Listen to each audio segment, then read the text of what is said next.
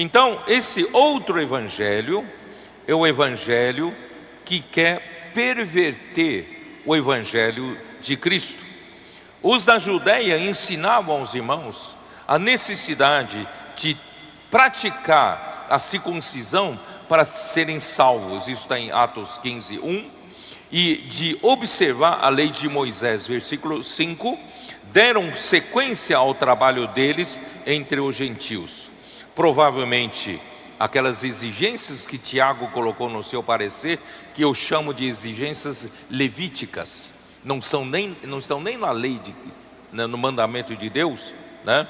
E isso tenha dado força, né? Porque ele mandou que isso fosse recomendado às igrejas dos gentios, e Paulo, Barnabé deve ter feito fielmente, mas isso acabou prejudicando, né, o trabalho, né,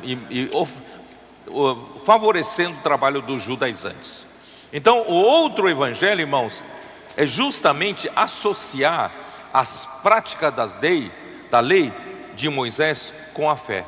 Irmão, a fé nos leva até as regiões celestiais, mas a prática da lei quer nos trazer de volta para a terra, né? Então são duas coisas de naturezas completamente diferentes, são inconciliáveis, são incongruentes. Não dá para conciliar a fé com a lei. Voltar à prática da lei paralisa a obra de Deus no Novo Testamento. Vocês ouviram essa afirmação? Voltar para a prática da lei seria paralisar a obra do Espírito no Novo Testamento. E retornar ao Antigo Testamento para a prática da lei, que se revelou totalmente ineficaz para fazer a vontade de Deus. É uma grande armadilha de Satanás, usando o seu tentáculo, seu departamento do mundo, da religião, para iludir o homem. Irmãos, o mundo é totalmente uma questão de ilusão. Ilude o homem.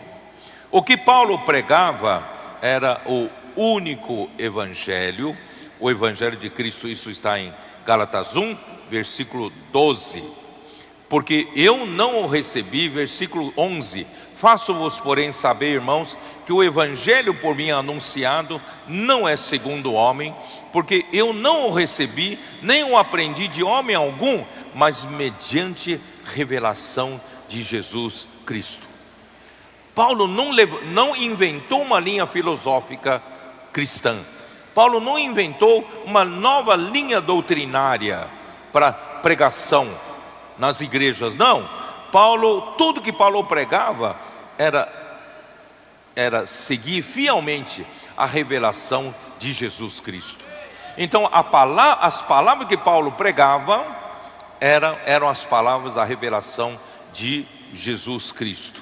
Por isso Paulo fala no versículo 8: mas ainda que nós, ou mesmo um anjo vindo do céu, vos pregue evangelho que vá além do que vos temos pregado, seja anátema. Assim como já dissemos, e agora repito: se alguém vos prega evangelho que vá além daquele que recebestes, seja anátema. Irmãos, seja amaldiçoado. Não podemos pregar o evangelho que vá além do evangelho de Cristo. Por isso, irmãos, aqui fala, né, Senhor Jesus. Por isso aqui fala o evangelho, irmãos, esse único evangelho. Eu vou tentar mostrar para vocês. Tudo que está no Novo Testamento apresenta uma visão completa do que seja o evangelho. O evangelho, irmão, o evangelho abrange, por exemplo, só para vocês entenderem, o livro de Mateus nos apresenta que aspecto do evangelho? O evangelho do reino. Evangelho do reino.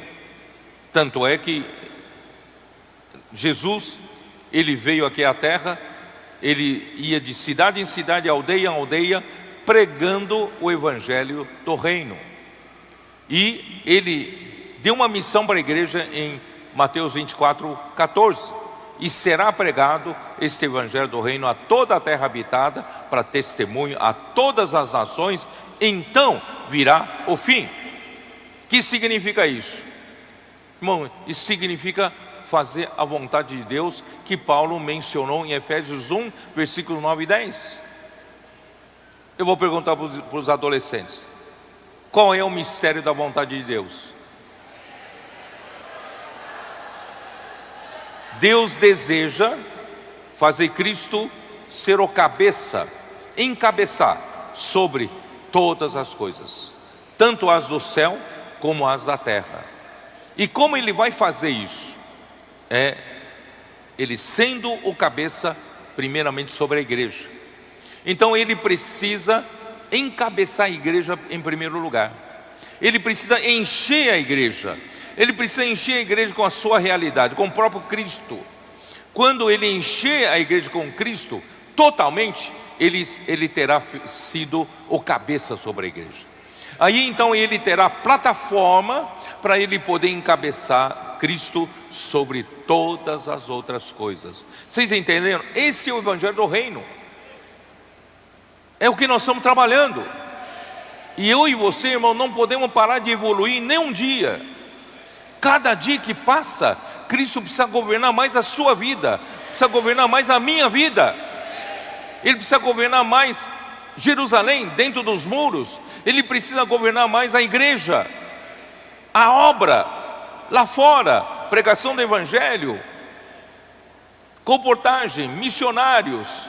Irmãos, Ele precisa encabeçar-nos e também pregar esse evangelho do reino para encabeçar as pessoas que precisam ser encabeçadas.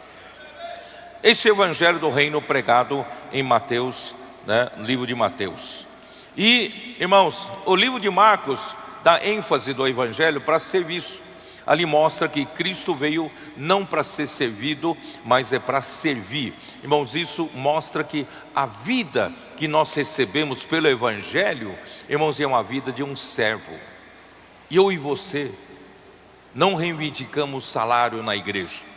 Você reivindica? Irmãos, você serve ao Senhor pelo salário? Você serve ao Senhor o quê? Pelo amor ao Senhor e pela vida que Ele te deu. É uma vida de servo. Irmãos, graças ao Senhor, nossos comportores estão debaixo do sol, debaixo da chuva, servindo, levando, enfrentando todas as dificuldades, mas estão salvando vidas, estão libertando vidas, estão encabeçando vidas com Cristo. Irmão, o que eles fazem? Eles exigem pagamento de hora extra, eles exigem férias, ele não exige nada, porque ele tem um espírito de servo. Nós estamos servindo ao Senhor. Então na igreja a mesma coisa. Eu não sirvo, irmão, por alguma gratificação. Eu sirvo ao Senhor por amor, pela vida. A vida do servo que o Senhor é e colocou dentro de mim. E o evangelho enfatizado em Lucas enfatiza o arrependimento e perdão dos pecados. Não vou comentar mais do que isso. E o evangelho enfatizado no livro o evangelho de João, vocês já sabem, enfatiza a vida. Irmão, Deus quer governar o homem pela vida. Não é pela imposição de leis, não é imposição de regras, mas é pela vida, pela vida de Deus. Portanto, irmãos, o evangelho que Paulo pregava englobava todas essas coisas. Por isso que o evangelho que Paulo pregava era um evangelho completo. Tanto é que eu falei para vocês em Colossenses 1, versículo 25, aqui diz que Paulo, a ele foi encarregado de completar toda a revelação do plano de Deus, da economia de Deus, Capítulo 1, versículo 25, da igreja, da qual me tornei ministro, de acordo com a dispensação da parte de Deus, que me foi confiada a vosso favor, para dar pleno cumprimento à palavra de Deus. Aqui na verdade é para completar a palavra de Deus, no sentido de completar a revelação. Bom, nós lemos no livro de Neemias, depois dos muros reconstruídos, depois das portas instaladas, depois que Neemias pouco a pouco foi restaurando todas as responsabilidades, todos os serviços dos porteiros, dos cantores, dos levitas, dos administradores da cidade, certo? E várias coisas ele foi colocando em ordem, né? E graças ao Senhor também entre nós as coisas estão sendo colocadas em ordem. E irmãos, agora precisa do funcionamento. Todos nós estamos funcionando debaixo, né, dessa visão completa do Evangelho. E os membros do corpo de Cristo hoje funciona, tá? E é completar, por isso que Paulo completava a palavra de Deus, que é a palavra da revelação do Evangelho. E quando o povo, depois de feitos algumas primeiras coordenações para serviço, imediatamente o povo sentiu a necessidade da palavra de Deus. E então veio Neemias, trouxe o Esdras, e o Esdras trouxe, né, os levitas, e começaram a ler o livro da lei, e os levitas passaram a explicar ao povo sobre o que Deus falava. E quando o povo viu, segundo as revelações, né, segundo explicações, o povo entendia o que se lia, e o povo ficou louco, né, ficou alegre demais, né? Irmãos, é isso. Quando né, muita gente fala, não, nós temos que voltar para a palavra de Deus, para a Bíblia. Tudo bem, todos nós concordamos isso. A palavra de Deus é a nossa guia, nosso princípio, né, são os trilhos que nos guiam. Mas irmãos, quando todos os cristãos têm uma Bíblia na mão, mas todos entendem a Bíblia. Por isso, irmãos, precisamos de levitas que expliquem, né, para que o povo entenda o que se lê. Então, graças a Deus, Deus usou a Paulo para trazer essas revelações para nós.